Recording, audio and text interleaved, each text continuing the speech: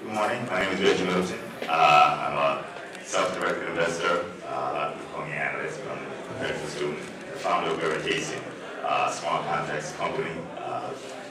Started about a year and a half ago, and we applied small contract technology to financial transactions. I'm a specialist in banking, finance, technology.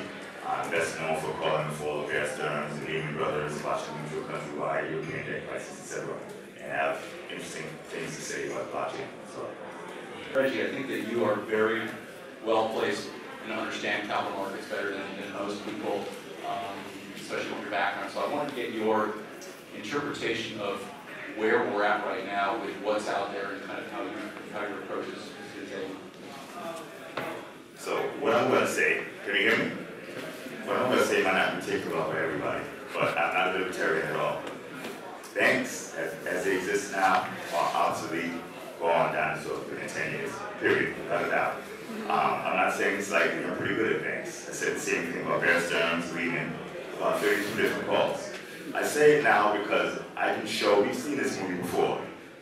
Anybody who's over the age of 35, have you ever heard of Delphi? Raise your hand. Ever heard of CompuServe? Raise your hand. AOL. How many of those are you using right now? None. What do they have in common? They tried to retrofit the HTTP, so open internet technology, into their legacy systems. And they tried to force everybody into their closed loopholes. It worked temporarily. We had a jump in revenue and profit. And then everybody found out we can deal directly with the source. We don't need them. They're gone. The banking system is trying to do the same thing. Most of the vendors, and you're all nice guys, don't get me wrong, are trying to retrofit leading-edge Bitcoin blockchain technology into a legacy banking infrastructure. It takes a lot of money to do that, and in doing that, you're moving backwards, not forwards, not even standing still. Okay, once you retrofit that leading-edge technology into the banking infrastructure, which is legacy, you now are 14 steps behind the guy who simply went forward. So you finally get Goldman Sachs to clear with their clients within 30 minutes, 4 hours instead of 3 business days, T plus 3. Meanwhile, you clear directly with him in 15 minutes using public blockchain. That's just one example. Our business, Veritation, we're now pushing the traditional differentiation business model. We are enabling everybody to take advantage of the Bitcoin blockchain. In the panel before this, I said the biggest difference between the legacy system and the blockchain, you can now segregate all the functions of economic ownership, capital. Possession, control, custody, and ownership can be separated. In the legacy system, it's usually all the same or bifurcated twice. If you separate it, you can own it, you can possess it, you can control it, you can have custody of it. You can mix and match. Our system allows you to have all 5 and still do business with him with no counterparty risk, no credit risk. No matter how much money, time, and effort, and marketing power you put into retrofitting the blockchain into a legacy banking system, you'll never get that. Banks do 3 things. They aggregate capital from savers and give it to spenders. They move assets, usually financial assets, from point A to point B, and they give advice. With the blockchain, the first 2 functions are not necessary. So banks, as they exist now, are gone. I'm not saying we're going to take banks out. You need banks because that's how the governments control the monetary system, through central banks and money center banks. But there will be pure service providers and advice givers.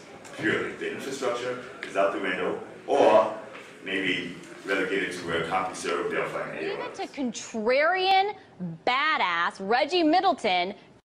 Reggie walks in looking really cool. He's got a Google Glass on, and I'm like, man, that's cool. And did he walk like that? Yeah, he walked like that. That's how you walk if you've got Google Glass on. Everyone walks real cool. Reggie Middleton. Reggie Middleton. Reggie Middleton. Reggie Middleton. Oh, he doesn't mince his words. We're talking about Reggie Middleton.